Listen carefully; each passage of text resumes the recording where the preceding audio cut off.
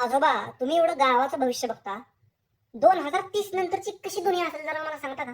2030 नंतरची दुनिया इतकी वेगळी असेल, तुला सांगतो या 5 वर्षात. 2035 पण जाऊ दे, तुला सांगतो नंतर जी दुनिया होईल, म्हणजे तुला कधी ऊन पडते, कधी पाऊस पडतोय, कधी थंडी वाजते तेच कळणार नाही. ऋतूच चेंज होतील. भिकारचोट मानवजात पॉलिटिक्स म्हणजे पोल्युशन इतकं वाढलंय, पॉलिटिक्स पोल्युशन एकच झालं माझ्या दृष्टीत.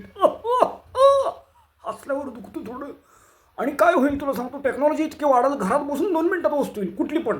मोबाईल मागव, काय मागव, होईल. मोबाईलच्या प्राइसेस वाढतील, टेक्नॉलॉजी ॲडव्हान्स होईल. कुणाला काय असं बेरोजगार राहू म्हणजे कमी होतील असं मला वाटतं. कारण टेक्नॉलॉजी इतकी, तुम्ही आता बघताय, तुम्ही यूट्यूब वगैरे याच्यामध्ये तुम्ही पैसे कमवू शकता. अशा भरपूर टेक्नॉलॉजीज येतील, वेगळंच काहीतरी फील्ड क्रिएट होईल. आणि तुम्हाला सांगतो की लग्न कोणाला करू वाटणार नाही. म्हणजे मुलांना लग्न करू वाटणार नाही, मुलींना पण नाही, सगळे सिंगल राहतील. आणि लिव्ह इन रिलेशनशिप जे मुलींचं चाललंय आगावपणा, तो आगावपणा इतका वाढेल तुला सांगतो. ठसका लागला बाबा, जाईन मी, आय घालू दे तिकडं, मला काय करायची दुनिया. बर असू द्या आजोबा, 2030 जाऊ दे, आत्ताच गचकायचं तुम्ही. गचकशील तू भडव्या.